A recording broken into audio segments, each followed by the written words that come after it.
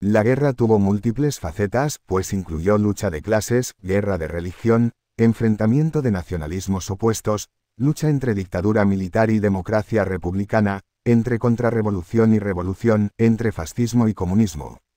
A las partes del conflicto se las suele denominar bando republicano y bando sublevado. El bando republicano, también denominado bando leal o bando gubernamental,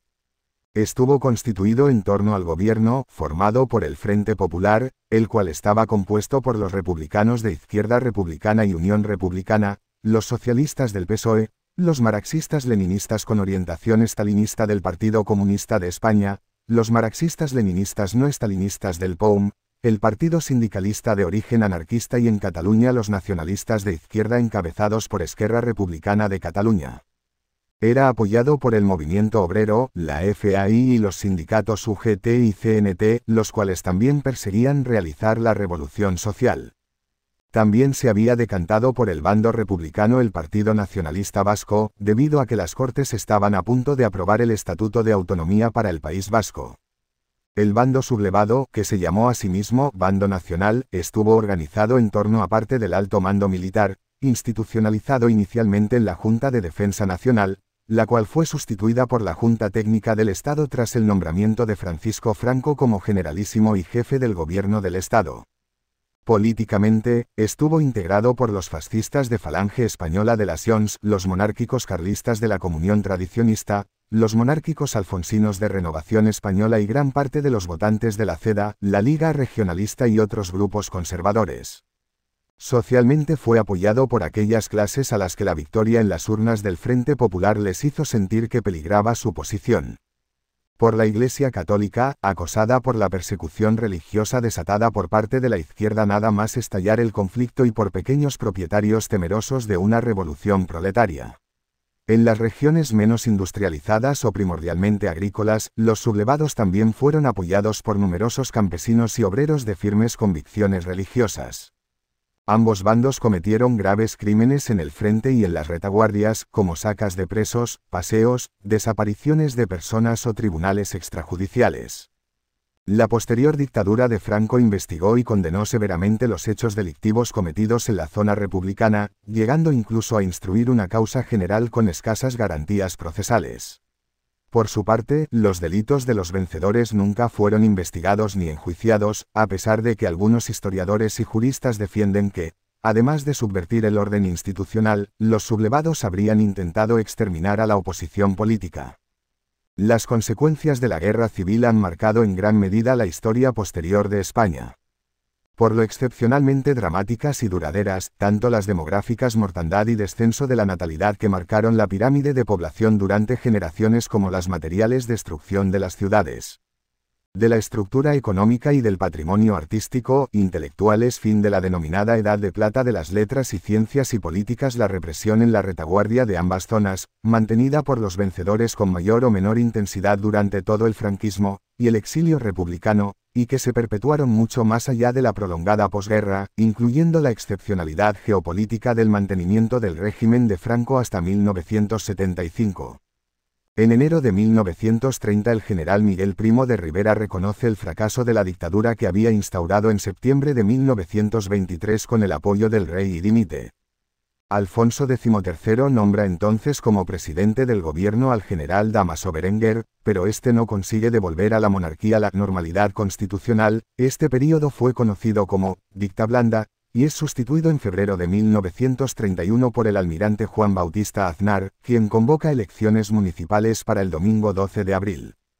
Las elecciones son ganadas en las ciudades por las candidaturas republicano-socialistas surgidas del Pacto de San Sebastián de agosto de 1930 y el martes 14 de abril el rey Alfonso XIII, ante las dudas de la Guardia Civil y del Ejército a utilizar la fuerza para frenar las multitudinarias manifestaciones prorrepublicanas que inundan las principales ciudades, abandona el país.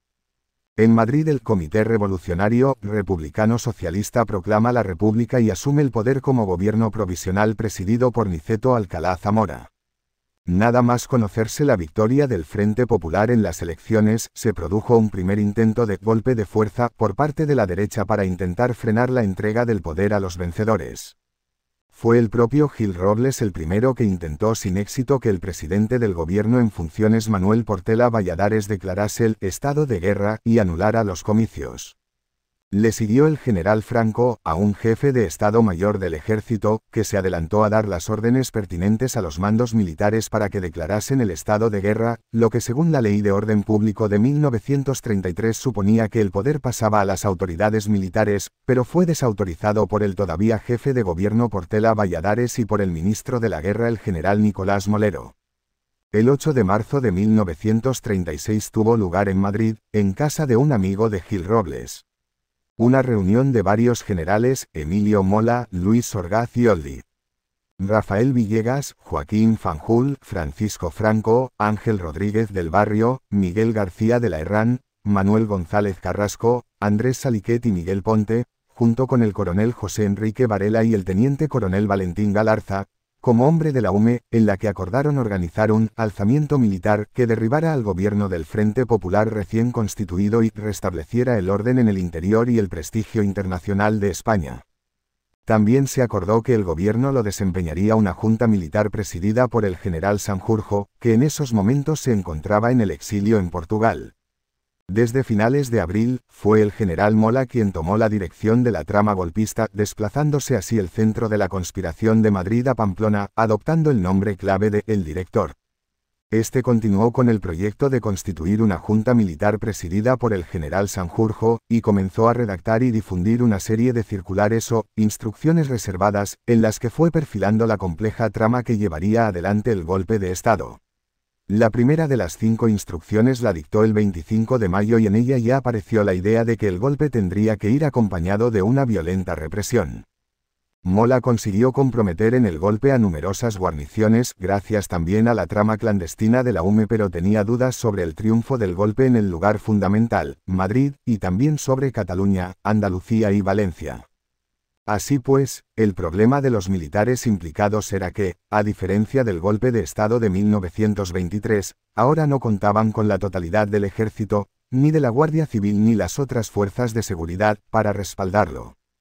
Una segunda diferencia respecto de 1923 era que la actitud de las organizaciones obreras y campesinas no sería de pasividad ante el golpe militar, sino que, como habían anunciado, desencadenarían una revolución.